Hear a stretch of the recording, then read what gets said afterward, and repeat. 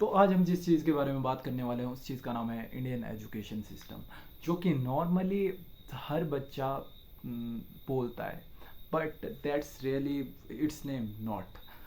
असली नाम उसका है ब्रिटिश एजुकेशन सिस्टम, जो कि इंट्रोड्यूस हुआ था इंडिया में ब्रिटिशर्स द्वारा। धीरे धीरे इंडिया के जो गुरुकुल थे उनको ख़त्म किया गया था और धीरे धीरे कॉन्वेंट स्कूल्स का चलन इंडिया में आया था। बहुत सी आज आप देखते हो बहुत से इसमें फॉल्ट्स है इंडियन एजुकेशन सिस्टम में, लाइक कोई डिज़र्विंग कैंडिडेट होता है वो आगे नहीं जा पाता, बल्कि वो बंदा आगे जाता है जो पढ़ने में अच्छा होता है, वो is well good in studies. So teacher उसको धकेलते हैं कि हर चीज़ में जा, you should go for sports, you should go for everything, you should go for creative things like that. और अगर हम एक एवरेज स्टूडेंट की बात करें तो एक बच्चे को कभी भी पता नहीं होता उसके लिए क्या अच्छा है क्या बुरा है, तो वो नॉर्मली डर से दूर ही रहता है कि I will not go there, I have stage fear like that. तो वो नॉर्मली वो चीज़ें नहीं कर पाता है जो कि एक मतलब एवरेज स्टूडेंट जो होता है वो नॉर्मली वो चीज़ें नहीं करना ही नहीं चाहता है, क्योंकि उसको उस चीज़ के लिए आगे अप्रिशिएट नहीं किया जाता है, या फिर स्टूडेंट टीचर्स उनको कहते आगे जाने को नहीं बोलते, प्लीज़ गो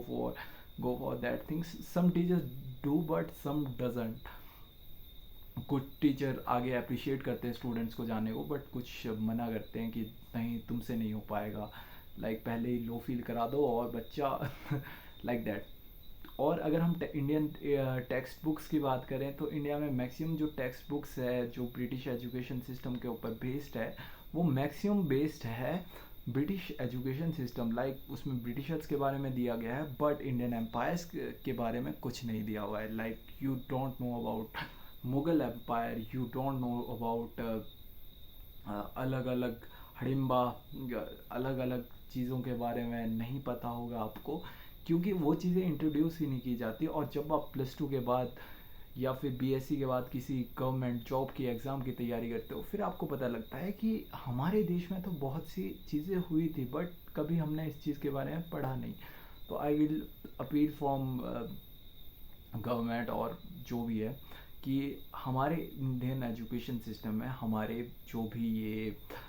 एजुकेशन सिस्टम में वो चीज़ें इंट्रोड्यूस करनी चाहिए उन्हें, जैसे कि किसी राजा के बारे में अगर आप हिंदी में स्टोरी सुना रहे हो, वो राजा एक फिक्शनल कैरेक्टर है, उसके बदले एक राजा जो कि रियली आ राजा है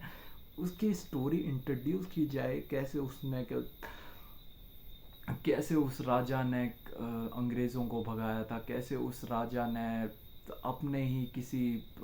ही काम करने वाले के हाथ कटा दिए थे, ये सोच के कि he was misbehaving with a girl. जिन्हें पता होगा, मैं महाराजा शिवाजी की बात कर रहा हूँ, छत्रपति शिवाजी की बात कर रहा हूँ। और महाराणा प्रताप की अलग अलग स्टोरी की, उनके भाले के सामने चार चार, मतलब बहुत खतरनाक बहुत अच्छी स्टोरीज है इनके ऊपर, जो कि आप हिंदी की लिटरेचर बुक में इंट्रोड्यूस कर सकते हो। वेयर एज आप डिफरेंट चीज़ें लाइक जैसे मतलब हमारा ये है, हमारा महाराज हो गए हमारे, मतलब जैसे जो मिनिस्टर्स आए हैं उनके बारे में कभी नहीं बताया जाता, जवाहरलाल नेहरू के बारे में बहुत कम चीज़ें बताई गई होगी, अटल बिहारी वाजपेयी ने जिन्हें क्या क्या किया था उनके बारे में भी उतनी चीज़ें इंडिया में इंडियन हिस्ट्री में इंट्रोड्यूस नहीं की जाती, 10th तक में तो नहीं पढ़ाई जाती। हमें पढ़ाया जाता है फ्रांस में क्या था, इटली में क्या था, जर्मनी में क्या था, यहाँ पे क्या चल रहा था, इंडिया का किसी को मतलब उतना ज़्यादा नॉलेज नहीं होता है। तो प्लीज़ इन चीज़ों को इंडिया में इंट्रोड्यूस करना चाहिए और एजुकेट करना चाहिए इंडियन स्टूडेंट्स को कि हमारी जो इंडिया की सोच थी पहले बहुत अच्छी थी, मतलब बहुत ज़्यादा क्रिएटिव, एक टाइम पे बहुत ज़्यादा सोने की चिड़िया कहलाई जाती थी इंडिया, और धीरे धीरे बन भी रही है, जीडीपी वाइज ग्रो कर रही है इंडिया। बट हम धीरे धीरे इन चीज़ों को इंट्रोड्यूस करना चाहिए इंडिया में। लाइक चाइना में हर स्टूडेंट को